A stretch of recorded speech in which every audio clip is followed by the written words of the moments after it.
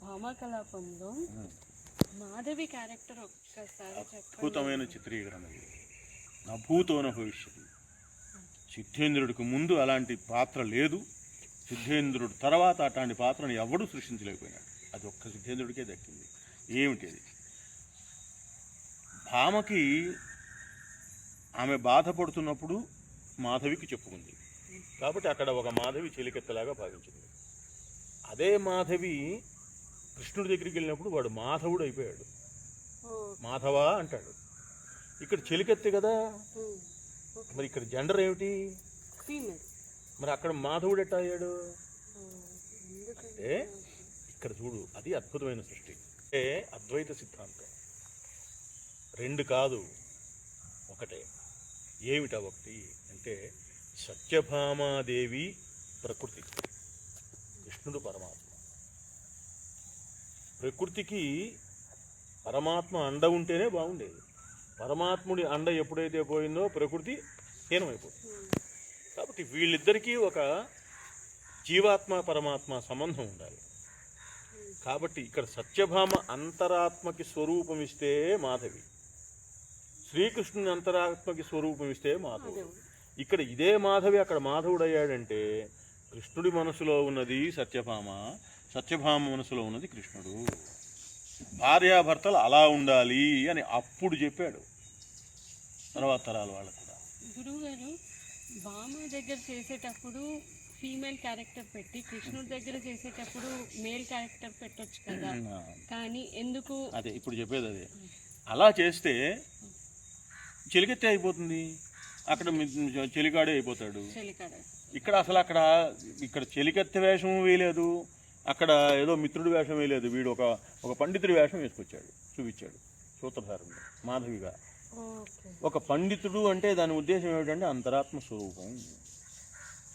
ఇంకొంచెం ముందుకు వెళ్తే పరమాత్మకు రూపం ఏంటయ్యా? ఆయనే నిర్వికారుడు, ఆయనే సాకారుడు. సరేనా? ఉంది అంటే ఉంది, లేదు అంటే లేదు. మొత్తం నిండి నిర్వీకృతం ఉంటాడు, ఏ రూపంలో అయినా కనపడతాడు. అది జీవాత్మతత్వం. అందుకని అద్భుతమైన సృష్టి అది. నీకు సూత్రధారుడు వెనకాల, సిద్ధేంద్రుడు వెనకాల కాళిదాసాది మహాకవులు చేసినటువంటి కావ్యాల్లో ఉన్నాడు. కానీ ఈ సూత్రధారుడు వేరు. ఈ సూత్రధారుడు ఇక్కడ హీరోయిన్ వేషంలో సత్యభామ ఉన్నప్పుడు ఆ సత్యభామకు అంతరాత్మగా ఉన్నాడు, కృష్ణుడికి హీరోగా ఉన్న కృష్ణుడికి అంతరాత్మగాను ఉన్నాడు. అర్థమవుతోందా? ఇక్కడ జీవాత్మకి పరమాత్మకి అనుసంధానం చేసేటువంటి పాత్ర అది గుర్తుపెట్టుకో. అది మాధవి పాత్ర. అద్భుతమైన సృష్టి, ఎక్కడా లేదు. ఇంకొకటి, అసలు భామాకలాపం కథ ఎక్కడా లేదు వెనకాల. అది సిద్ధేంద్రుడు సృష్టించిన కథ. భారతంలో కానీ భాగవతంలో కానీ ఇంకెక్కడా ఈ కథ కనపడదు. భామాకలాపంలో ఉన్న కనపడదు. ఇంకొకటి, అసలు సత్యభామ గర్వంతో ఉన్నదని ఎక్కడా కనపడలా.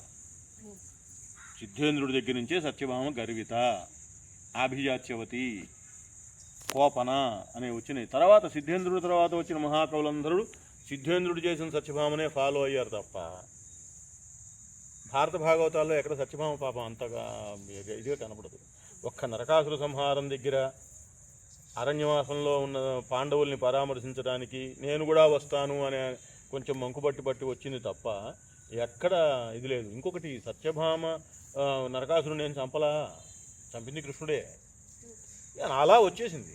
ఎందుకు వచ్చేసిందంటే సిద్ధేంద్రుడు చూపించాడు కోపనగా, ఒక ఆభిజాత్యవతిగా. కాబట్టి అక్కడి నుంచి తర్వాత వాళ్ళందరూ ఆవిడికి అన్నీ అల్లేశారు.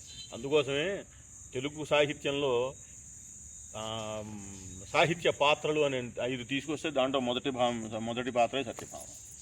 ఎందుకంటే అంత క్రియేటివిటీ తీసుకొచ్చాడు. కానీ ఆ క్రియేటివిటీ ఎక్కడ పాత్ర భంగపరిచేలాగా చేయాలి. కాబట్టి అద్భుతమైన పాత్ర సత్యభామ.